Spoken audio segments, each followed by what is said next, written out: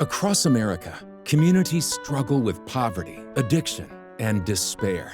But within these challenges, hope flickers. Ordinary people are making an extraordinary difference, offering a helping hand and a message of love.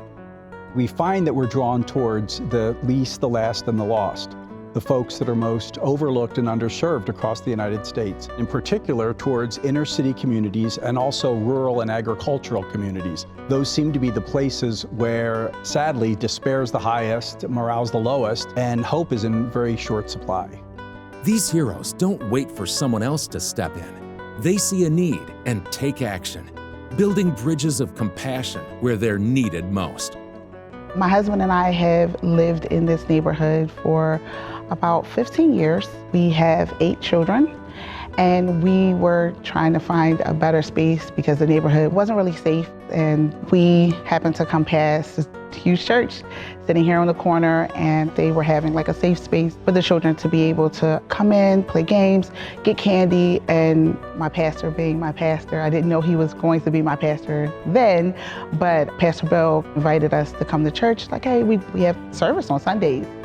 From time to time, there were situations where we didn't have enough food. And the church here not only put us in touch with resources, but they also had food to give us. And my children started coming to Kids Club here. Every time Pastor Bill would see me, he would say, hey, don't forget, we've got service on Sundays. And I'm like, yeah, great. I will definitely be there. Just never came. One Sunday, I actually just came in. It was my whole intention to stay in the back and not do anything, get a feel for the church. And I don't know, God touched me and spoke to me that day. Walking in the door that day, I have not walked back out, and my family has just been blessed in so many tremendous ways. They provided me all the support I needed from the very beginning to where I am now to transition into full-time ministry, and especially as a single person, which really felt impossible. They are able to see what people are passionate about. They share that vision with you on how you want to serve the community, and they themselves are as excited about it as you are. It's not just a bunch of people working for an organization punching a clock. It's them sharing in that vision with you and believing in what you do. In Faith gives a great infrastructure that's needed so that the missionaries don't have to painstakingly worry about all the details. Together we get to see God transforming areas across the nation, but areas that are right in front of you, which is, I think, the easiest thing to overlook, is the ministry opportunities in your community that seem mundane, but God is right there doing great work. And I'm really grateful for that. For generations, In Faith has established itself in the very heart of these hurting communities, offering not just a handout, but a hand up. They create safe havens, providing nourishing food banks, and most importantly, share the message of hope and love found in faith.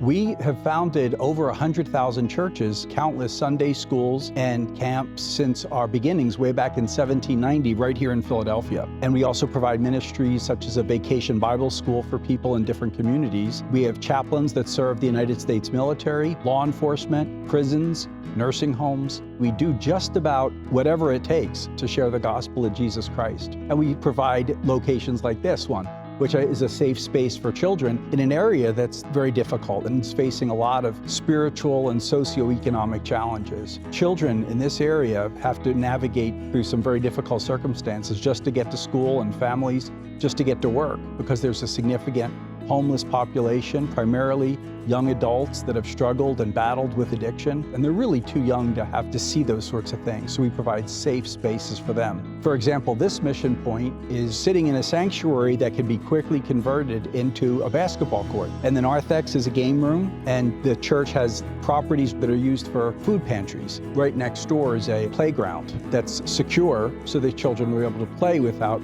having to worry about the needles that are all too familiar in this area. So what we try to do is enter into these communities and meet the social, the spiritual, and the economic needs of the people. I wasn't really trusting because I was church hurt before. I've been through a lot of different churches. I never really had that personal connection with Christ. And then my prayers changed. I started to pray like, Lord, how can I help? Do I have a purpose here? What is my purpose? And then doors started opening. Now I'm in choir, now I'm a leader in a women's Bible study. These are areas that I'm flourishing in, like things that I love, like my joy is to serve here. In Faith, we'll have gatherings of regional missionaries. They make it very feasible to connect with other missionaries in your area. And Faith is not an organization that's gonna try to micromanage you. It lets people lead with their creativity and with the Spirit, most importantly. It gets me emotional because there are times that I've been stunned. At the end of the day, the mission is really clear. Serving people who are more disenfranchised gives you a closer look at the way of Jesus. And there's so much to learn from that. The most important thing we could do is share the gospel of Jesus Christ, to let people know that they could have peace for today and hope for tomorrow. Partner with us. You could partner with us if you feel called to being a missionary in some of the most hurting places with some of the most profound needs in the United States. You could partner with us either as a missionary or as a donor. Become a volunteer, donate, or simply spread the word. Visit infaith.org to learn more about our mission and how you can be part of the solution.